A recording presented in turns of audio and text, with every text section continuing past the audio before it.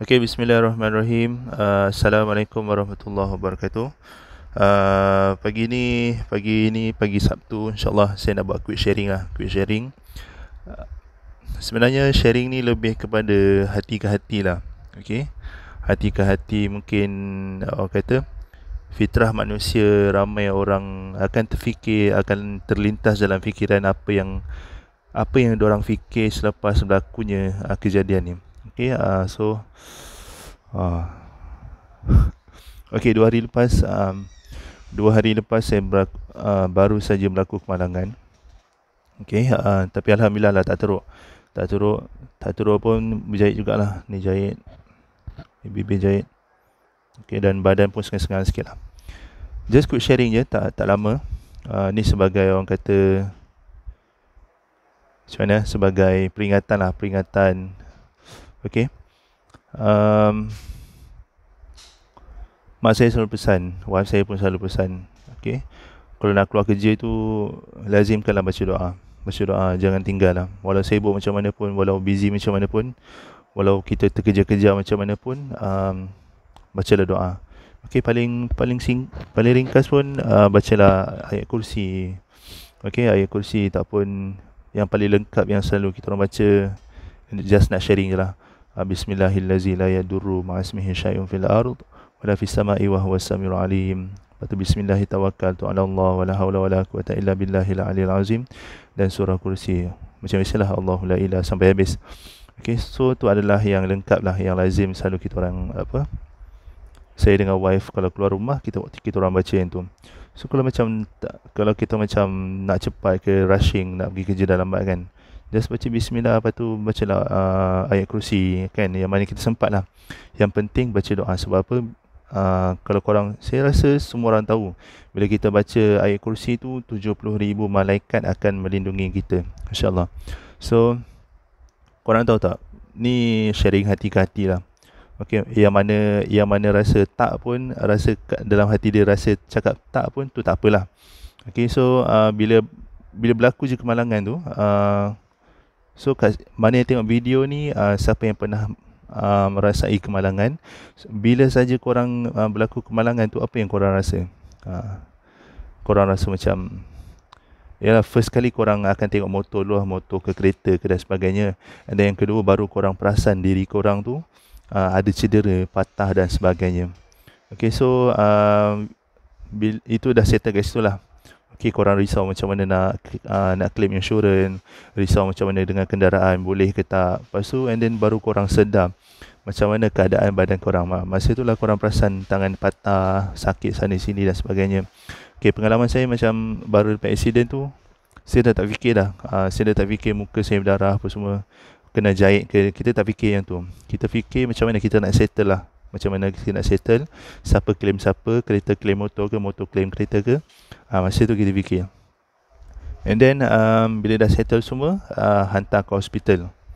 Ke hospital ni kita fikir lain pula.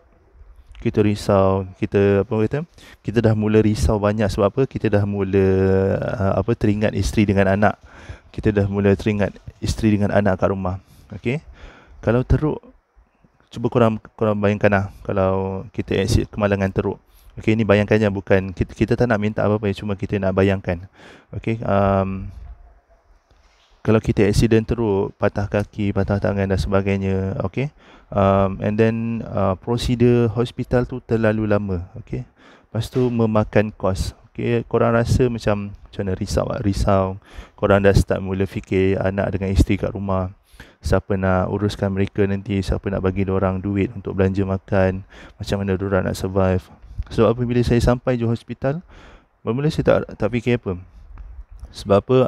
Yang lecehnya kat hospital ni adalah prosedur lah, prosedur rawatan. Sebab apa? Kalau teruk, lama lah. Kalau tak teruk, mungkin sekejap. Sebab saya pun hari tu masuk dalam pukul 12 malam saya masuk.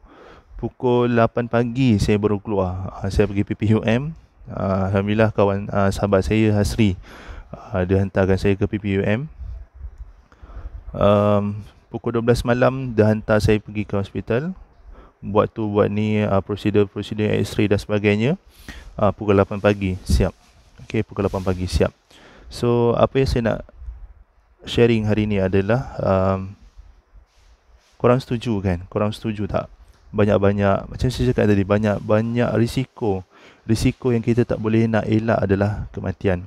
Sekiranya berlaku kematian tu, kita matilah, kita mati. And then macam tadi kita accident teruk. Sedangkan kita accident teruk tu, kita dah terfikir anak, isteri nak makan apa, duit belanja diorang macam mana dan sebagainya. Ini apatah lagi bila kita mati. Dan kita mati tu kita tak tinggalkan apa-apa kat diorang.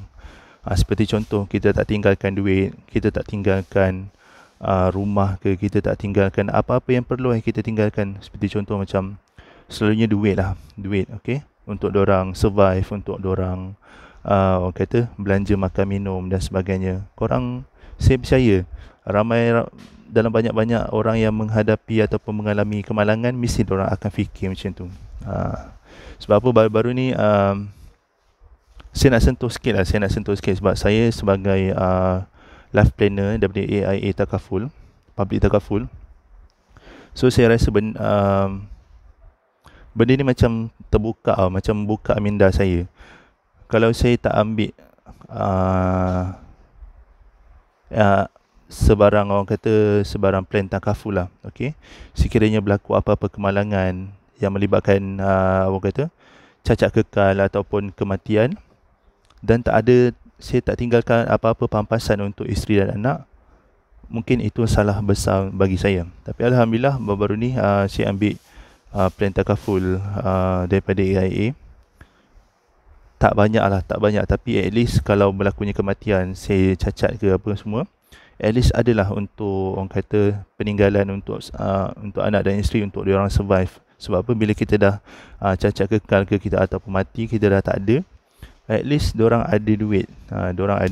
Diorang macam tak terkontang-ganting. Kita tak tinggalkan mereka dalam keadaan yang ketakutan, kita tak tinggalkan mereka dalam keadaan yang meminta-minta, kita tak tinggalkan diorang dalam keadaan yang macam risau, macam mana nak cari makan ni, suami dah tak ada, ayah dah tak ada dan sebagainya. So benda tu bermain dalam fikiran saya tu masa saya duduk kat kerusi roda tu, macam ya Allah, macam kalau rakyat Malaysia ni sedar, okay, kalau boleh tak naklah rakyat Malaysia semua ni mengalami kemalangan. Cuma bila je macam saya cakap tadi, benda ni kita tak dapat bau. Kemalangan, orang kata kemalangan ni malang tak berbau. Kita tak dapat bau benda yang tak baik akan berlaku kepada kita. Sekiranya rakyat kat luar sana, orang macam korang yang kat luar sana macam dapat bau kemalangan ni akan berlaku, okey lah, ini kita tak dapat bau kan. So bila berlakunya kemalangan macam ni yang melibatkan kematian, yang melibatkan cacat kekal dan sebagainya, tiba-tiba korang tak tinggalkan pampasan apa, korang tak tinggalkan, senang cerita korang tak siapkan untuk family daripada segi keuangan.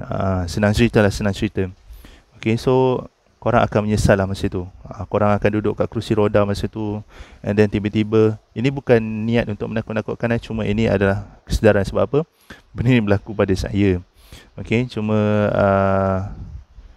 saya sebenarnya saya pun macam tersentak juga, dan ianya membuka minda saya, membuka hati saya, okay, betapa pentingnya korang kena ambil orang kata any plan hibah takaful untuk isteri dan anak-anak.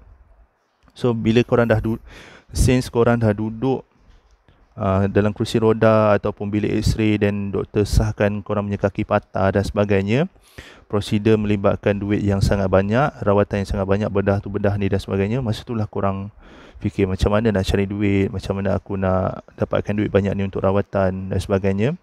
Okay, masa itulah kita dah, orang kata, menyesal tak kesudah. Kita fikir anak, isteri lagi dan sebagainya. So pagi ni macam, tujuan saya bukan nak menakut-nakutkan, cuma benda ni saya percaya mungkin dia akan terlintas dan dia akan bermain dalam fikiran dan hati setiap orang yang akan melakukan kemalangan ni lah. Okay, so itu saja saya rasa. Saya Abdullah Baharudin.